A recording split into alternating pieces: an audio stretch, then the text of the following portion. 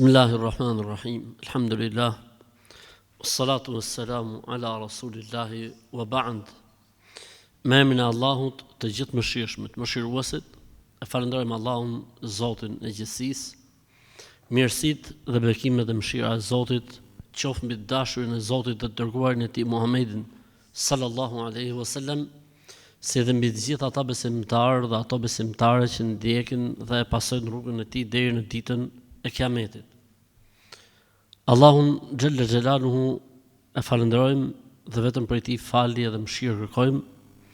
Allahut i lutemi që ky Kur'an të jetë dritë dhe udhëzim për ne si në këtë botë edhe në botën tjetër. Allahut i lutem që me këtë Kur'an të ecim përpara e të lartësohemi.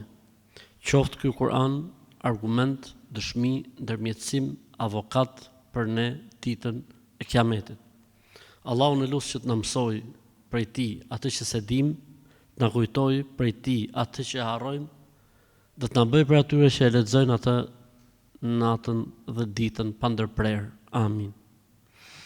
Ne me shpresën të madhe Zot sot do të ndalemi në, si më thënë, mbylljen e surës e Tekathur, duke u ndalur tek, le të themi, mësimet më të rëndësishme që përcjell kjo sura, apo tek reflektimet më të rëndësishme që përcjell kjo sure për ne. Shumë interesant fakti se po ta shohësh renditjen e sureve, pra kemi surën, le të themi, Zelzele, surën El Adiyat, surën El Qaria dhe surën Tekathur, surën El Asr. Kanë këto një lidhje shumë interesante me njëra tjetrën. Sura Zelzele, tërmetit të madh, tregon se një nga arsyet e këtij tërmeti të madh është se kur peshohen gjërat ose njeriu kur dali përpara Zotit, çdo e vogël, çdo e mirë, sa do e vogël qoftë, sa grinca, sa atomi, sa pjesa përbërëse atomit do ta gjej. Dhe çdo të keqe, sa do e vogël qoftë dhe sa grinca më e vogël atomit do ta gjej. Suratul Adiyat tregon që jo vetëm atë që është duk, si vepër e mirë dhe vepër e keqe, po edhe atë që kam fsheh zemrat, edhe ajo do të dalë ditën e Kiametit. Pra jo vetëm veprat e dukshme, sa do të vogla do të vijnë peshore, po edhe çfarë kanë pas zemrat do të dalin. Dhe vjen suratu El Qaria për të treguar se këto të mira, të dukshme, sa do të vogla qofshin, dhe të këqija të dukshme, sa do të vogla qofshin, dhe çfarë kanë zemrat dhe shpirtat mrena, do të vijnë peshore. E kujt i rënon peshorja e të mirave, e ka fitu davan, e kujt i rënon peshorja e të këqijave, e ka humb davan.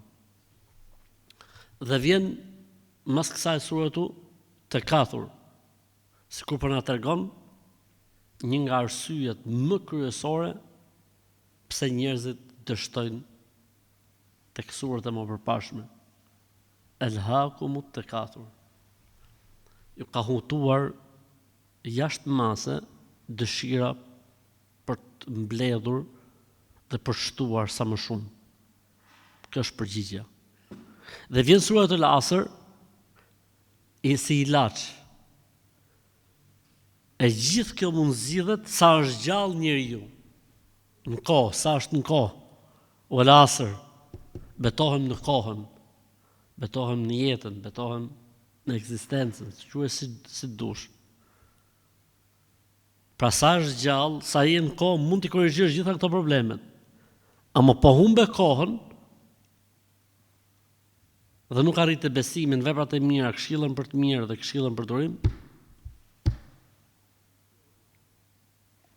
dhe vjen sura që vjen më mrapa, El Humeze, dhe tregon një nga, le të themi, arsyet kryesore që është dëshira e njeriu për të mbledhur pasuri sa më shumë. Jo thjesht kjo që u tha në Tekathur, po aty që njeriu pikë në dobë të ka tek mbledhja e pasurisë. E rëndësishme, ne vim tek le të themi reflektimet mbi ose dobit ose urtësitë e kësaj sureje. Elhakumu takathur, thjesht mos ta harrojmë. Elha është folje në gjuhën arabe dhe kemi foljen inshagale. Inshagale do të thotë u angazhu me diçka, po pa e humb mendjen. Ndërsa elha do të thotë me humb krejt mendjen.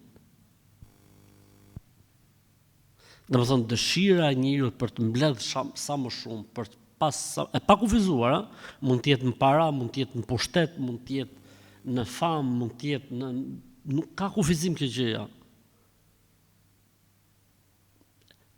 Dhe më thonë, jo thjesht, dhe më thonë, e huton njeriu pa merr gjithë angazhimin e tij kryesor. Allahu na ruaj.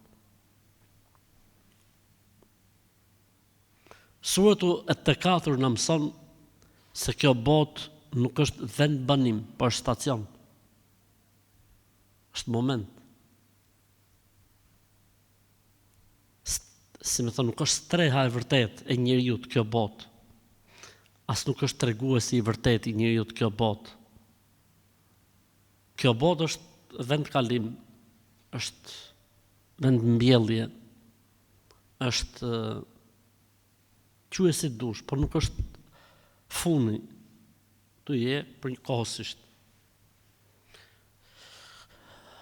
Suratu at-Takathur na mëson se jeta ka synime, qëllime dhe mjete.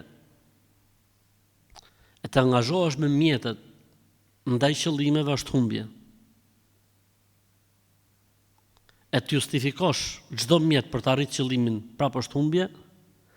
Ne adhurojmë Zotin me të dyja, me mjetet dhe me qëllimet. Mjeti duhet të jetë i saktë, halal, i pastër, dhe qëllimi duhet të jetë i saktë, i pastër dhe halal. Ka njerëz cilët thonë e rëndësishme të arrijë qëllimin, po se si e arrijë s'ka problem. Themi kjo në Islam është e papranueshme. Dhe dikush tjetër që angazhohet vetëm me mjetin, e huton mjeti, ndërkohë që si puna atij që hutohet mas makinës, por nuk shkon ku duhet shkojë se merret me makinën. Suratu at-Takathur normalisht na mëson se kapitali më i madh i njeriu në këtë botë është sa nuk ka vajtur ku? Në varreza. Varrezat nuk janë më vend ku punohet e ku përmirësohet. Qysh në varreza fillon shpërblimi ose pastrimi, ndëshkimi i njeriu. Suratu Takathur na mësoi atë që është si proverb që përdoret dhe thotë lejse l-khabaru kel muajene. Nuk është e pamja si e ngjumja. Dhe nuk është përjetimi si e pamja. Nuk është e pamja, nuk është diçka kur e shef si ajo që ke dëgju. Dhe nuk është përjetimi si ajo që ke pa. Dhe në surën at-Takathur na jep 3 shkallët e diturisë. Cilat janë 3 shkallët e diturisë? Ilmul yaqin, haqqul yaqin dhe ainul yaqin. Pra, dija e sigurt, shikimi i të vërtetës dhe përjetimi i të vërtetës.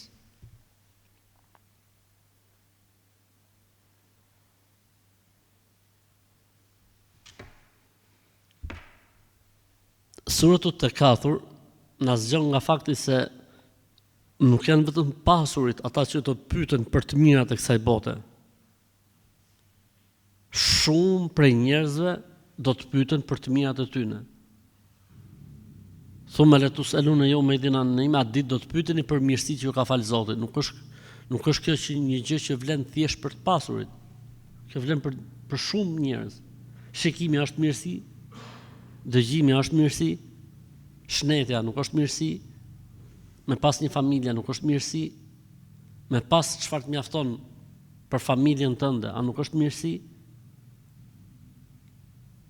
me pas mendje në rregull, a nuk është mirësi? E të tjera me pas një punë, me pas. Gjitha janë mirësi.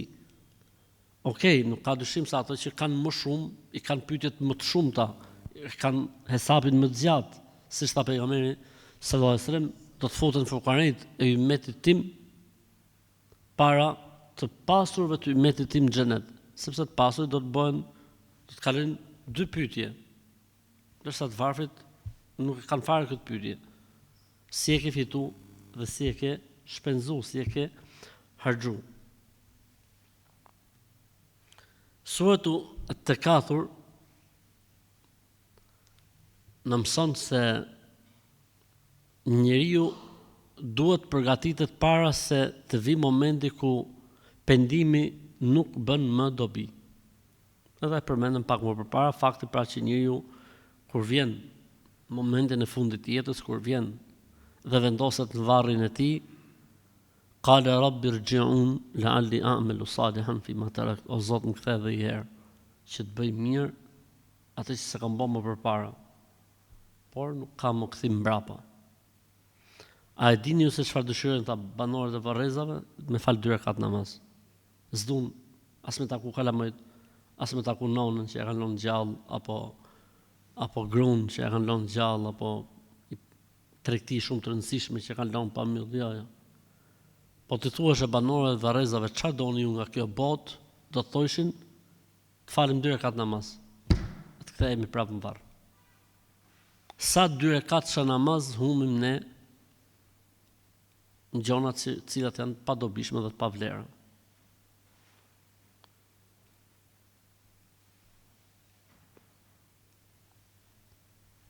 Nuk është suratu At-Takathur na mësoi se nuk është fitorja se sa mbledh njeriu në këtë botë, po se si e mbledh dhe se si e menaxhon.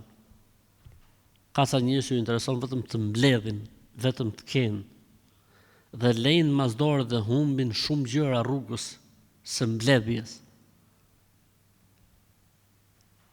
Mund të lejnë mazdore veten e tyre, mund të lejnë mazdore bashkëshortën e tyre, mund të lejnë mazdore fëmijët e tyre, mund të lejnë mazdore shnetin e tyre, mund të lejnë mazdore Zotin dhe adhurimin, mund të lejnë mazdore konceptin e halalit dhe të haramit.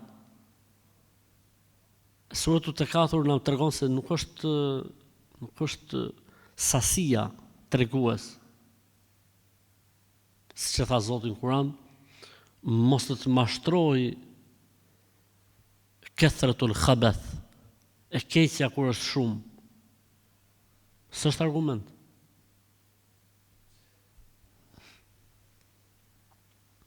Suratu At-Takathur na mësoi gjithashtu se vdekja vjen papritur. Po nga e morëm këtë për shembull në surën At-Takathur?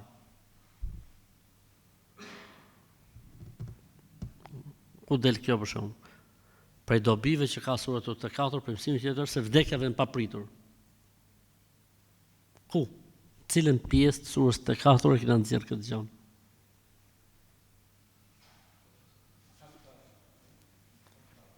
Derisa. Ja. Fjala zurtum, vizituat, vizitori nuk është kusht të tregoj sa është u ardhë. Shumë herë vizitori vjen, kush është filoni? Aha. Kështu dhe vizitori i vdekjes. Në shumicën e rasteve nuk tregon. Jo, po ka thonë njëri herë kur ka qenë të thonë ditën e martë kom për të vdekur burra më 12, ke pati që me të vërtet martë më 12 vdiq. Po më ky është një rast. Ka njerëz që Zoti ua jep sinjalin. Po ky nuk është rast i përhershëm. Përgjithësi, vizitori i marrjes shpirtit nuk tregohet. Ky është rregulli, bazë. Mund të ketë në përjashtim, mund të ketë. Po rregulli bazë është që nuk tregohet se kur vjen ky vizitori njësoj si vizitorët në këtë botë, që nuk tregojnë se kur vjen. Përgjithësi flasim. Ose kështu ka qenë. Kështu ka qenë që vizitori, a ka bërëm, thosht ai? Bërëm, i thotë i Zotit shtëpisë. Nuk thotë se më ke çuar mesazh se jetu ardh. s'ka pas shumë muhabetesh. A ka bojëm, i bite derës, ju hapte dera, u fute në shtëpi. Nga kjo del pra ky mësim. Normalisht një nga mësimet prap shumë të rëndësishme që ne suratu të kathur është se njeriu është mirë që ti shofi gjonat që mbledh. Janë të pastra se janë të pastra, janë në rregull se janë në rregull. Mos hutohet me mollarizimin e gjërave. Po ti shohi, sepse nga një herë, si ka thonë ai moçmi, një moll e kalbur prish gjithë arkën dhe një dru i kalbur, një dru i shtremët prish gjithë barrën. Nga një herë, domethënë, njeriu munohet, po futet i haram për shalësh, e thot s'kam bereqet, po valla jem halal, për valla gjithanej. Po pra, ka hyrë haram nga banka, ka hyrë haram nga puna, ka hyrë haram me shefin që i ke boj hile. Ai harami i Zotit di se ku e jep. Si thaj për të parëve tanë, njëri për të parëve tanë tha, ma humbi Zotit a shijen e adhurimit natës, se kisha bo gibet para 40 vjetësh. Kupton të si kam pas pa gjona të tonë fjalë? Alhamdulillah.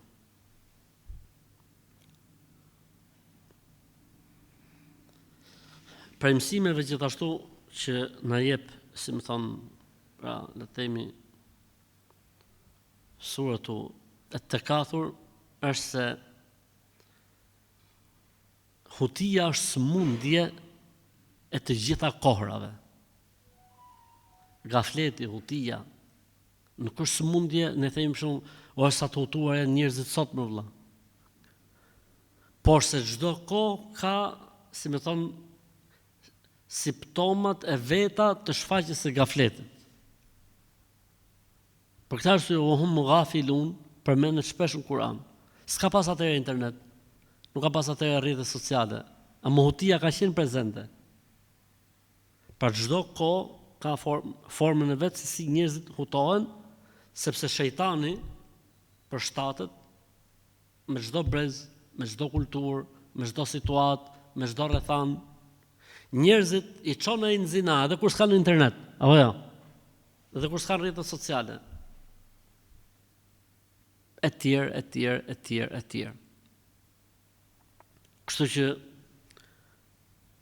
hutia është një sëmundje e përhershme, por se unë mendoj që në këto kohët e sotme është shumë evidente, shumë prezente, ekstrem. Ndoshta nuk ka për të kaluar njerëzimi një kohë si kjo koha jonë që njerëzit hutohen në ekstrem. Vallaj në vdekje me qenë varreza janë të pa TikTokun. Vdekje në varreza aty. Ti je në vdekje, je në xhenaze, je i prek. Ata bëj foto thotë komplet në planet tjetër vëlla. Çfarë të bësh për shembull? Atë qajsh se ke shku me qa, apo ti bësh shefin këtij që do më bëj foto në xhenaze për shembull. Huti ekstreme, nuk ka huti më të madhe se sa kjo huti që ne ndoshta mund të jetë edhe më ekstrem kohët që vjen në vazhdim. Pra i shet njerëzit në një shtëpi që s'flasim njëri tjetrin. Pse? Sepse gjithë secili ka gjetë ku më u hutu. Për këtë arsye ka fjalë pak, për këtë arsye ka urdhje pak, për këtë arsye ka shumë. Suratu At-Takathur na mëson se mirësitë e Zotit duhen ruajtur dhe metoda më e mirë për të ruajtur mirësitë e Zotit është falënderimi.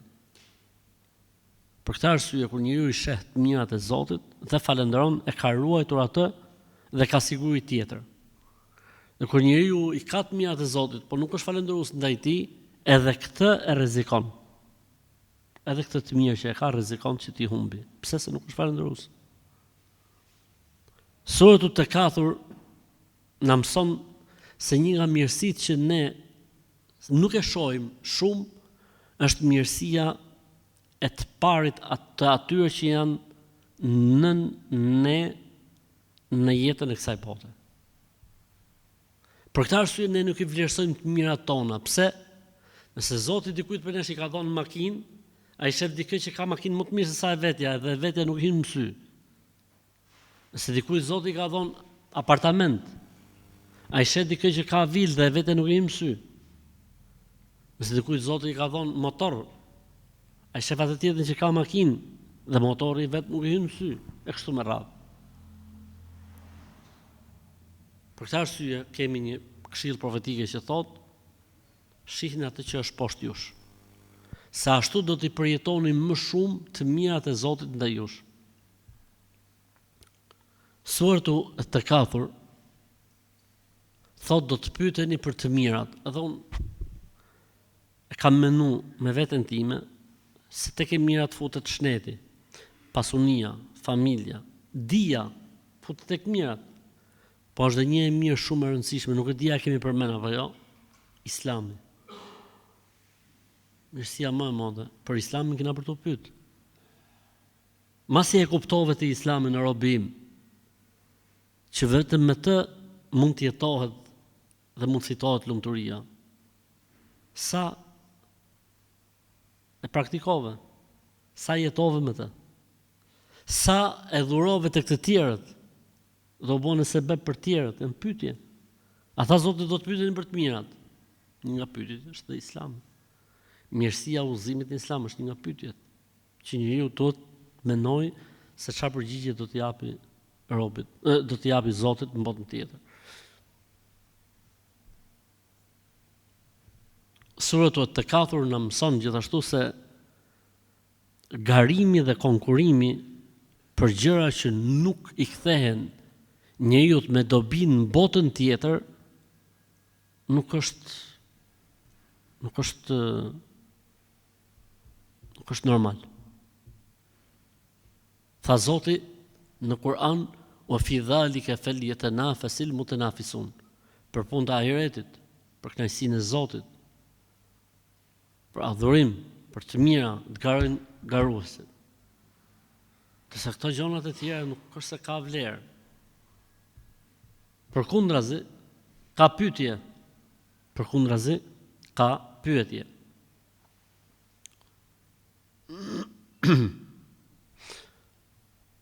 Suratu At-Takathur na mëson gjithashtu se të pasurit nëse I jepet haku, pra nëse I pasur I jep hakun pasurisë së tij, nuk është ndonjë gjë për cilën ai ka për të vujt në botën tjetër. Sepse Zoti tha, do të pyeteni për të mirat. Nuk tha do t'ju dënoj për të mirat. Do të pyeteni, por s'ka qenë korrekt, ajo e mirë I kthehet në mirësi. Tha pejgamberi sa në hadithin e njohur, hadithin e Amr ibn al-Asit radhiyallahu ta'ala anhu, tha: "Ni'mal malu s-salihu lil 'abdi s-salihi." Ni'mal malu s-salihu lil 'abdi s-salihi. S'ka më mirë se sa pasuria halal në dorë të robit të mirë. Edhe unë e them në njerë si me shaka them, edhe si është puna. Ore, muslimont, më u pasuru është mirësi e madhe. Si kur mos bëjsh asnjë gjë tjetër, muslimont, asnjë gjë tjetër. Vetëm se fakti që japin zekatin, japin sadakan e fitrit, bëjnë bamirësi, është e mjaftueshme që të garojnë në halal. Të garojnë në halal dhe për të pas pasuri halal. Suratu At-Takathur është sura e veçantë për mënyrën se si ndërtohen, për mënyrën se si ndërlidhen ajetet me njëra tjetrën. Kella, disa herë. Hakum At-Takathur hatta zurtumul maqabir. Kella sawfa ta'lamun, thumma kella sawfa ta'lamun. Kella law ta'lamun ilmi. Faktikisht, kjo në gjuhën origjinale është shumë, do të thënë, lën shumë gjurmë tek njeriu. Është, si më thënë, formë e veçantë e elaborimit, është shumë e veçantë. Nuk e gjen këtë në të folurën normale. Vetëm kur bëhet fjalë për diçka që është e rëndë, e rëndësishme, me vlerë shumë të madhe, përdoren këto lloj përsëritjesh. Përndryshe, në të folurën e zakonshme nuk përdoren. Dhe Allahu xhallal xhelalu ka përdorur këtë lloj shprehje pikërisht në këtë lloj situate për të treguar që gjendja është humbja ose fitore. Njësoj si në luftë, që njeriu nuk mund të flasë but, nuk mund të bëjë gallat, nuk mund të bëjë buzëqeshje. Edhe kjo kështu është trajtuar faktikisht. Pra diçka që duhet parë me seriozitet shumë të madh dhe duhet parë si momenti i humbjes ose i fitores. Dhe kështu është faktikisht.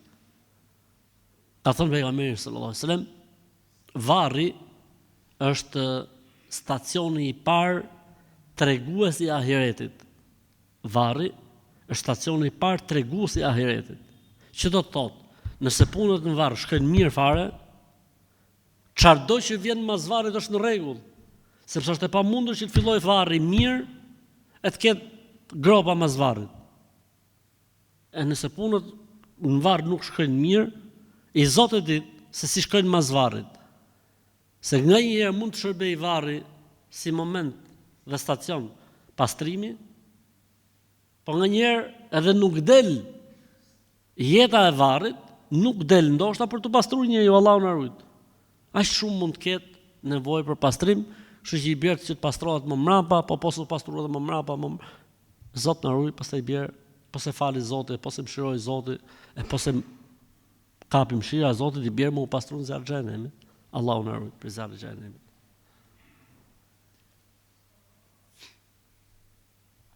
Suratu Tekathur gjithashtu na mëson se të flasësh me natyrshmërinë e njeriut dhe t'i drejtohesh natyrshmërisë së tij është metoda më e mirë për të prek zemrën e njeriut. Ku e gjejmë ne këtë? Në surën Tekathur Zoti foli për natyrshmërinë e njeriut. Cila është natyrshmëria e njeriut? Është natyrë kjo punë. Dëshira për të pasur më shumë, dëshira për lakmia është natyra e njeriut. Dhe Allahu xhallal xhelalu i foli njeriut me natyrshmëri, si më thënë, në natyrshmërinë e tij për ta zgjuar. Se ky është një fakt. E Zotit mos u huto me këtë pra. Ti me të vërtetë ke si diçka të natyrshme dhe të shkon si rrob kjo gjë, por nuk është kjo, duhet me ndru, duhet me rregullu, duhet me e pastru, nuk është kjo. Suratu At-Tekathur gjithashtu na mëson se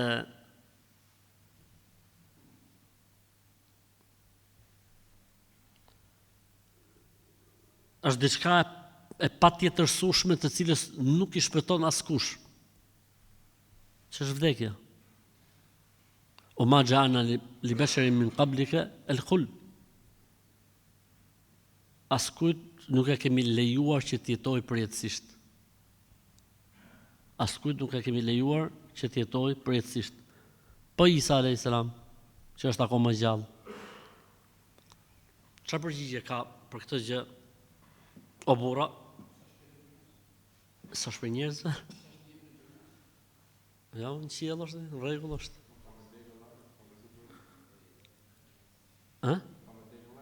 Ka me vdek edhe ai. Thot Lezha, ta mori, sa është para Shkodrës, ta në thes.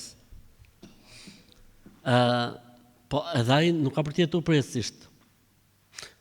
Po jo, Shkodra ka drejt sa të thotë o ma xhalni li besherin min qablika el khuld. Askujt për atyre që kanë jetuar përpara teje, s'ja kemi lejuar që të jetojnë përjetësisht. Para teje, me jetu përjetësisht. Edhe ai s'ka për të jetuar përjetësisht. Okej, kjo është përgjigje e bukur, po ka një përgjigje më interesante, ky nuk është rregull. Rregulli është ky. Cili është rregulli? Askush nuk jeton përjetësisht. Edhe Isai a.s. ka për të vdekë ditë.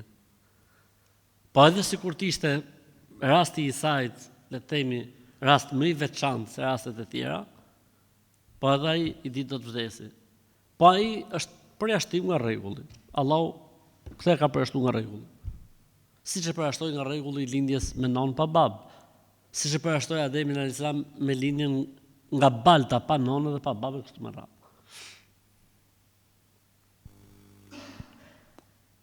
Suratu Takathur na mëson se si më thon, kujdesi është ilaçi më I mirë se çdo ilaç tjetër. Nga e morëm në këtë,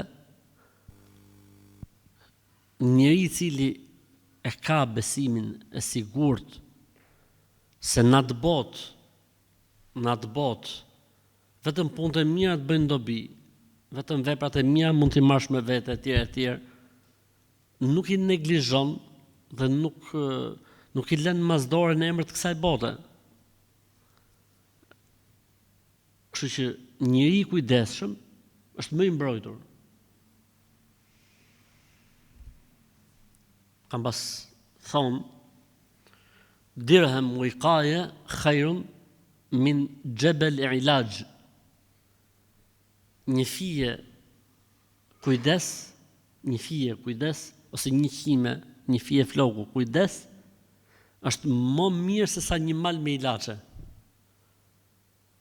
E ke parasysh nga njeriu për një gjë kot ftofet, për një gjë kot e merr smunën ku gjëra të tjera dhe I shkoj jeta pastaj 30 vjet u shëru. Për çfarë? Për një moment që s'ka qenë kujdesshëm.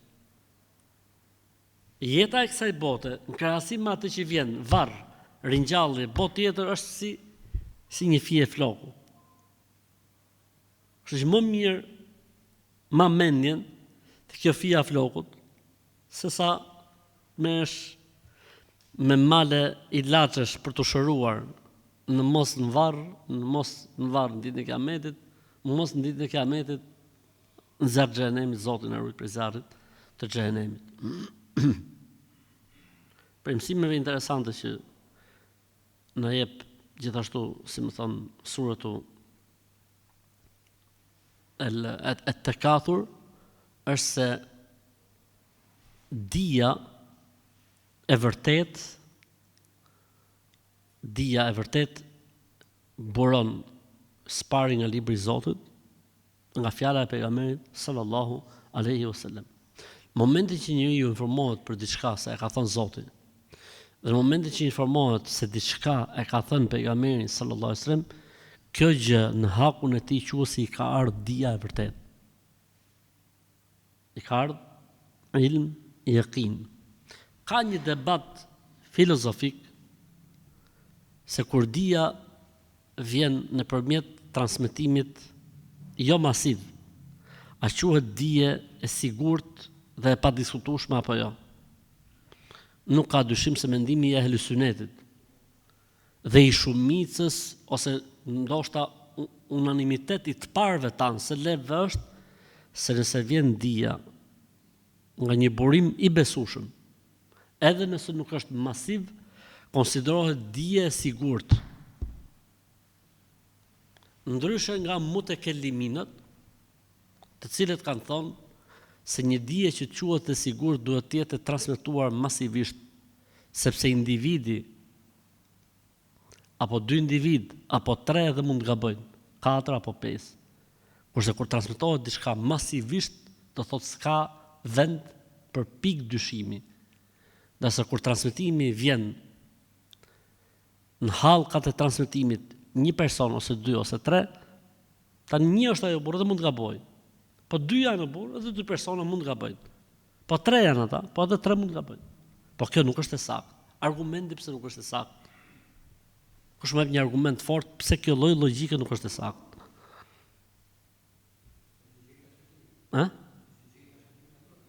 Po pra, ky zinxhiri që vjen me një person, ai thotë kështu ty.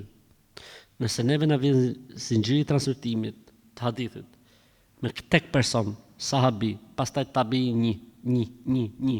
Deri ke Buhariu, thotë, okay, qoftë është për abdes, qoftë është për zeqat, qoftë është për agjërim, për haxh, okay. Ama nëse flet thot për çështjet e besimit, akide, jo, thos s'mund të merret nisë ky nishi, që është një nga hallkat e transmetimit edhe mund të gabojë. Është I pagabushëm ky nishi apo është I gabushëm? Përderisa është i gabushëm, si mund të është i akide dhe besim,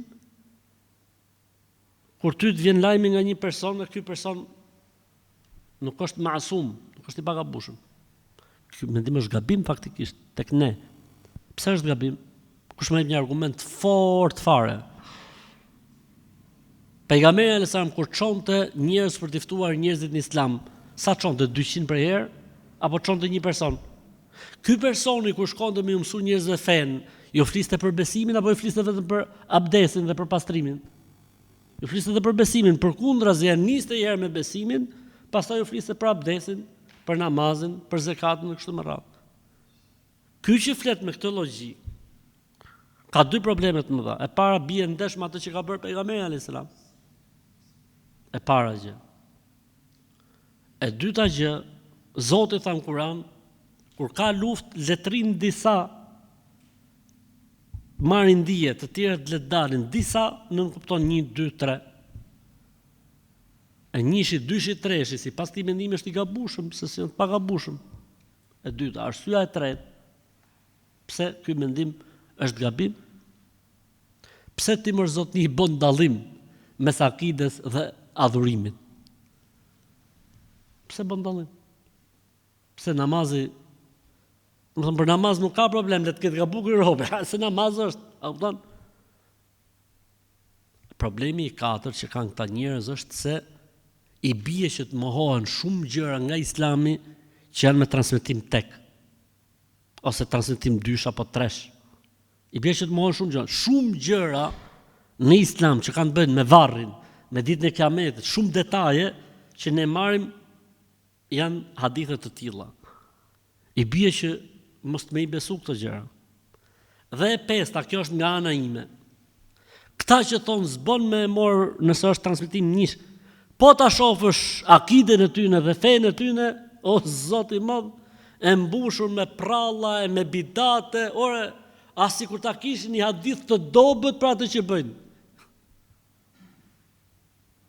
Jo hadith sakt që vjen transmetim tek në të gjitha hallkat e transmetimit. Po ato mbështeten gjona, po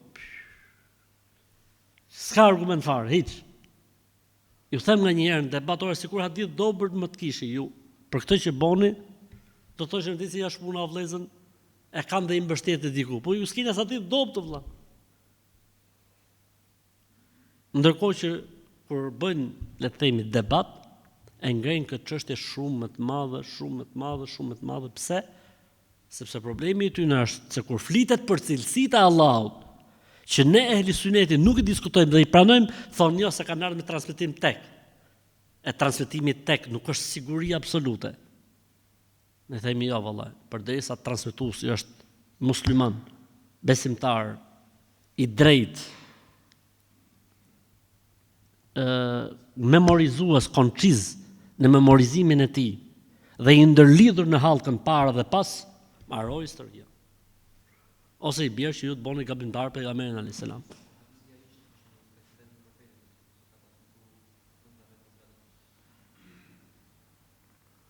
Po nuk është akide, është histori, thonë ato, nuk e kanë problem. Ato e kanë ka akidja, ka esma, sifat, ato e kanë problemin e madh. Kështu që ato kanë 5 probleme të mëdha me mos pranimin e hadithit ahad. Ky quhet hadith ahad, dhe kjo çështje që unë trajtova është çështje doktrinore, domethënë mënyra se si merret akidja. Dhe është një, le të themi, një, si më thon, nga vijat dalluese në shkollat e akides islame, le të themi, ose mes shkollave në akiden islame. Nuk më bëjë që këllon shkëtë mu.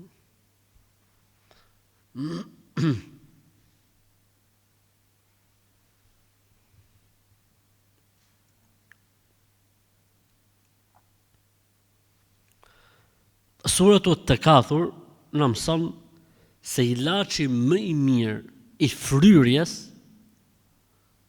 dhe i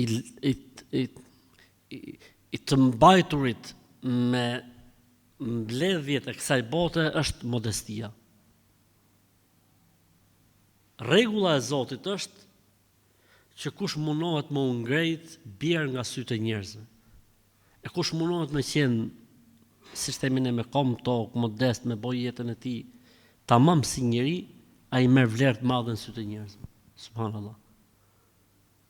Ilaçi më i mirë i fryrjes është modestia dhe shfaqja më e keqe që mund të ketë njeriu është fryrja.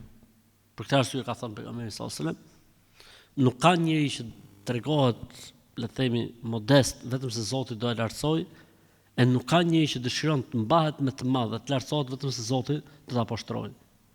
Dhe humb ky njeri nga sytë e njerëzve, ky njeri nga sytë e njerëzve.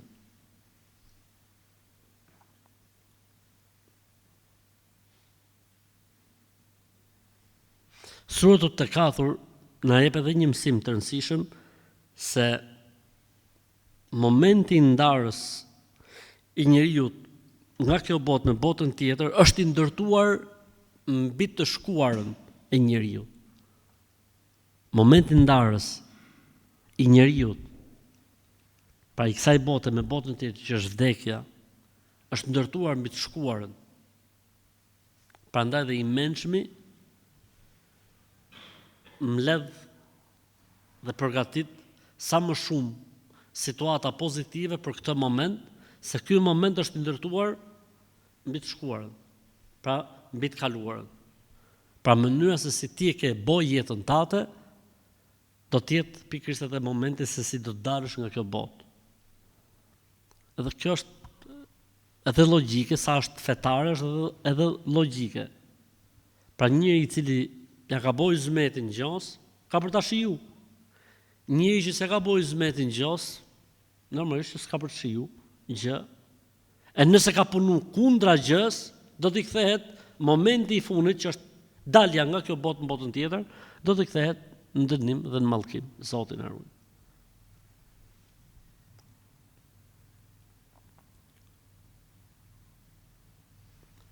Suratu, gjithashtu pra, suratu Takathur na mëson se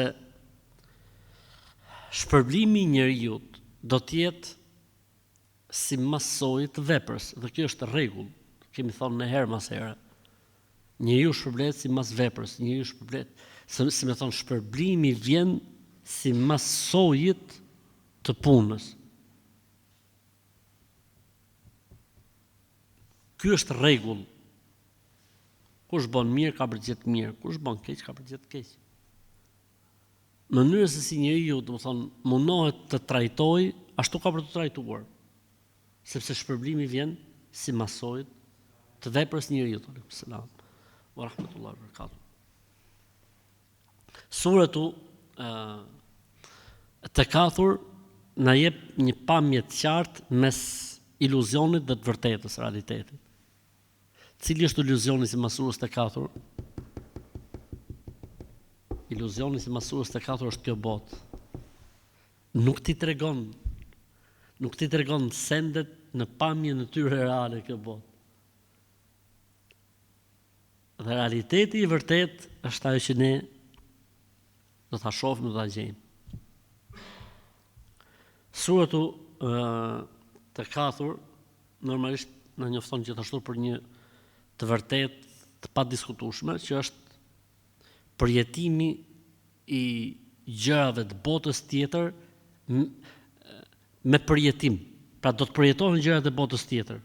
Do të përjetohen gjërat e botës tjetër dhe jo thjesht me pas njeriu informacion. Suratu Takathur na mëson se si të arrijmë dhe vendosim, si më thon, ekuilibrin mes dynjas dhe ahiretit. As mos bëhet ahireti shkak dhe pengesë që njeriu të humbi dynjan e tij, kur është halal, kur është e pastër, pas mos bëhet dynjaja e njeriu shkak që njeriu të humbi ahiretin e tij. Surën Takathur ti ka vutë të dyja përpara, e thot ti tani kujdes. Mbaj ekuilibrin. Suratu Takathur na vën duke dy smundje problematike që ka njeriu, që është smira dhe dëshira për të duk dhe për të mbajt. Dëshira për të duk dhe për të lartësu kuptohet, po ku është hasedi këtu në surën të 4? Menojeni, pak mos më jepni përgjigje shpejt. Dëshira për të duk, për të mbajt, kuptohet qartë në surën të 4 është pse do njeriu me mbledh? Që mu duk pra me... Apo jo, këtë e kuptum. Ku është hasedi në surën të 4? Se thot, tregon surën të 4 për 2 smundje të zemrave. Dëshira për të duk dhe për të mbajt më të madh, edhe hasedi. A?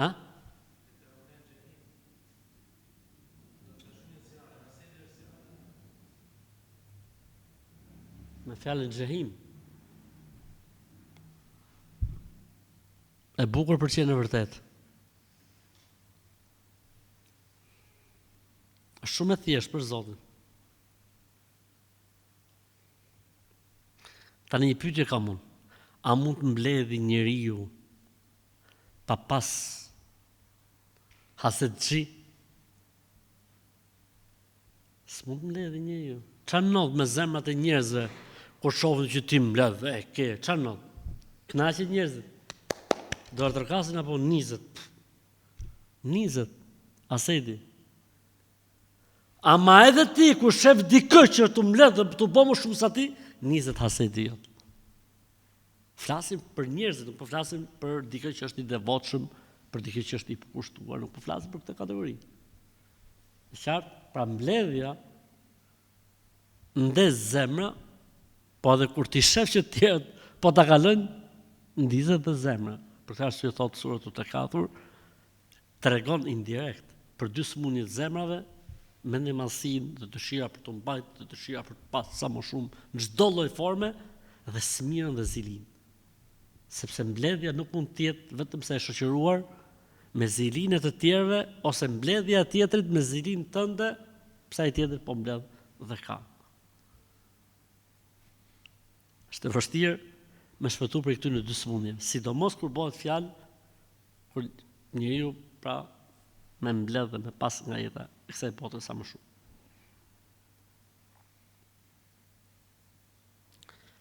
Për gjërave interesante, gjithashtu është thot ndër komentet thot do ta shihni zjarrin. Thot njeriu mund ta shohë zjarrin në xhenem qysh në këtë botë. Si? Ngushtësitë dhe mbylljet e rrugëve dhe mungesa e qetësisë dhe lumturisë. Nuk është gjë tjetër vetëm se shfaqje e zjarrit në këtë botë. Po jo zjarr kështu që djeg, po zjarr që çorodit jetën. Po pse? Po kështu është puna e gjunafeve. Puna e gjunafeve ndjellin të keqen. Siç ka thënë Zoti në Kur'an, në surën kur thot innal abrara lafi naim wa innal fujara lafi jahim. Të mirët janë në mirësi dhe begatit të këqit janë në vuajtje dhe në zjarr.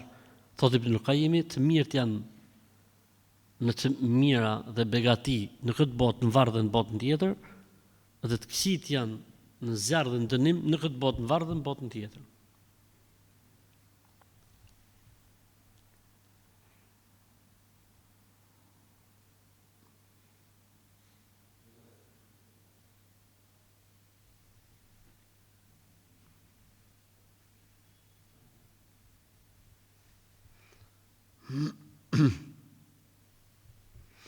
Fjalat madhe të Zot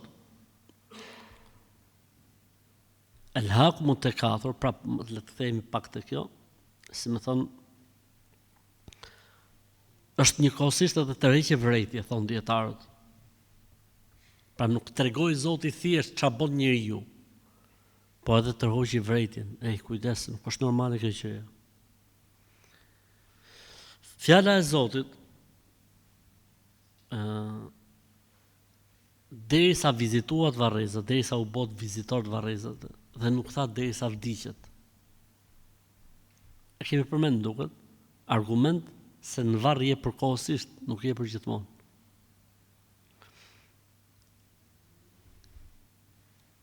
Shkallët e detyrisë ne i kemi marrë, domethënë. Cilat janë ato gjëra që njeriu t'i lejohet të shtojë dhe nuk ka qortim për të? A ka përjashtim kjo sure? Ka për ne gjë përjashtim kjo sure apo jo? Po ka. Cila është ajo gjë që përjashtohet? S'ka problem, me mbledh njeriu sa më shumë. Për diturinë, okay, po prapë ke për të pyet. Shpëto dot. Ke për të pyet? Jo, them që si e llogari o vlla. Është një gjë në këtë botë që lejohet më mbledh sa më shumë për saj se si e llogari. Vetëm një gjë ama.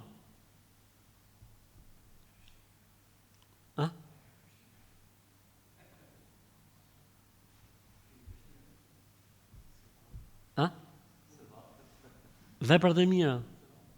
E vetëm një gjë që i lejohet njeriu me mbledh në këtë botë pafundësisht se s'ka për të llogari, janë veprat e mira. E kur një vepër quhet e mirë, kur bëhet tamam për hatër të Zotit, me qëllim me kënaqë Zotin, dhe e dyta kur bëhet sipas formës dhe mënyrës që ka bërë pejgamberi sa nëse është adhurim. E nëse nuk është adhurim, të jetë mirësi për njerëzit, ose mirësi për veten, ose mirësi për familjen. Nëse njeriu shton prej kësaj, është vetëm një gjë për cilën njeriu e ka synin hap, përkundrazi i kthehet e mira në varrin e tij, në formën e njeriu, që do i bëj muhabet sa herë që ky ketë terezin me bë muhabet, e ka atë shokun aty, bëjnë muhabet me njëri tjetër, s'do me bë muhabet, e lën atë, merret me një gjë tjetër. Do me bë muhabet e ka aty, ato e prit ai. Si me thonë është njëri që është gati gjithmonë me bë muhabet me të. Kush është ky personi? Vepra e tij e mirë. Sa më mirë të ketë bën njeriu, aq më i paraqitshëm, aq më i këndshëm, aq më i muhabetit, aq më i gallatës, aq më mirë shkon muhabeti. Dhe sa më paksohet, si më thonë kjo gjëja. Nëse njeriu thon dietarët, nëse njeriu kur mbledh ka qëllim të mirë dhe mbledhja e tij nuk shkel kufijtë e Zotit, është në rregull. Pra qëllimi i tij është për mirë dhe nuk prek kufijtë. Pra nuk është nga ata që thotë e rëndësishme me pas, nuk ka rëndësi se si. Jo, me pas ka rëndësi se si. Pra, mënyra se si e mbledh njeriu, po jo vetëm se si, po edhe se si e harxhon më mrapa, se nuk është kollaj me mbledh. Mirë vëllezër, atëherë këto janë, mendoj, le të themi, ndoshta dhe dobit ose mësimet më të mira që na jep, si më thon, suratu Tekathur, një surë që me të vërtet kur e lexon njeriu rënqethet, me thon drejtën, edhe e kupton se jeta e kësaj bote është një stacion i shkurtër shumë, dhe se varri është stacion më i gjatë, se dita e Kiametit është stacion edhe më i gjatë, pastaj xheneti është stacion pafundësie dhe xhenemi është stacion pafundësie. E njeriu që ti t'i bëj llogarit mirë, ja jep yzmetin gjithse cilës si mas rëndësisë që kanë dhe gjatësisë që kanë.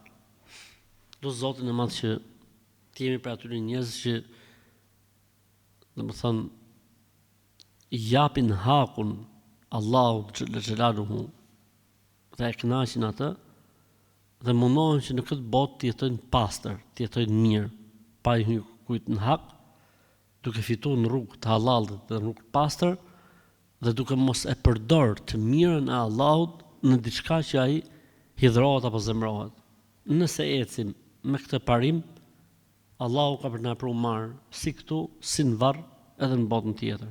Nëse ky parim shkelet, atëherë kjo do të thotë se njeriu duhet pendohet para se të vi ky momenti i largimit nga kjo botë. Pendohu me Zotin nëse është problemi mes teje dhe Zotit, dhe pendohu me krijesën e Zotit nëse i hyn në hak krijesës së Zotit. Se të hysh në hak krijesës së Zotit nuk do të thotë që ti e lan kur i pendohesh Zotit. Me krijesën e Zotit, siç e kemi thënë, domethënë, do të më marr prej ti hallallikun. Për këtë arsye dietarët kur thonë pendimi i njeriu thotë ka kaq kushte, pastaj një nga kushtet kush është, dhe nëse i ka hyrë hak dikujt, duhet t'ia morrin atij hallallikun. S'ka haku i tjetër, të është haku i tjetër dhe Allah. Shkon qabe, Allahu ta shpërbleft. Shkon numër, Allahu ta shpërbleft.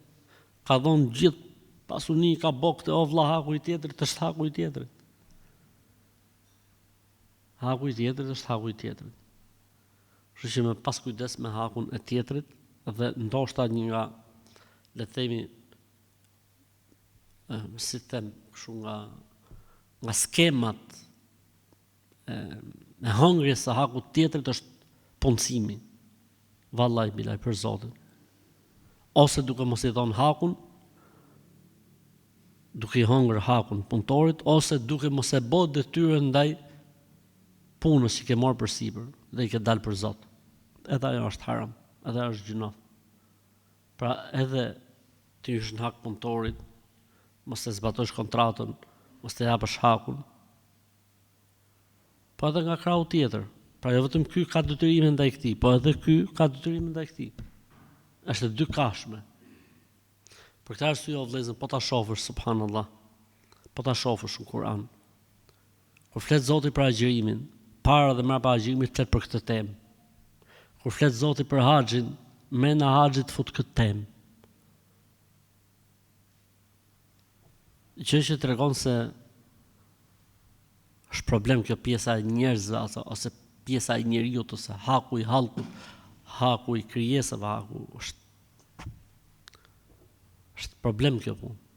Lut Zotin mos që të na mundsoj të jetojmë me dije dobishme, të punojmë vepra të mira, e furnizimi jonë të jetë furnizim i pastër dhe halal, dhe të jetë dija, pasunia dhe shneti dhe mirësitë tona argument për ne, dëshmi për ne ditën kur të takojmë Zotin e madh, qofshim për atyre njerëzve siç ka thënë Ibrahimi alayhi salatu wassalam, yawma la yanfa'u malun wala banun illa man atallaha biqalbin salim, a ditë nuk bën dobi asgjë për kësaj bote, as pasunia, as pasardhësit, vetëm se kush i vjen Allahut me zemër të pastër, me zemër të shnetshme, me zemër të mirë, e me punë të mira, qofshim ne të gjithë pjesë e kësaj mirësie të Zotit. Amin. Me shpresë të madhe të Zot, inshallah gjithmonë, javën tjetër, do të futemi tek një sure tjetër prapë e rëndësishme, që është, si më thon, zgjidhja e këtij problemi. Cila është zgjidhja gjithë këtyre problemeve? Me kap situatën në kohë. E që me kap situatën në kohë, vjen suratul Asr. Suratul Asr çdo thot shqip koha. Pra gjitha këto problematika që ne kemi kaluar deri më sot kanë vetëm një zgjidhje. Ta kapësh situatën në kohë. Për këtë arsye vjen sura tjetër që thotë Wal Asr. Betohem në kohën. Pasha kohën. Këtë është sekreti i gjithçka. Lut Zotin mos që të na falë, e të na mëshiroj, e të na bëjë të gjithëve për xhenetlive. Amin.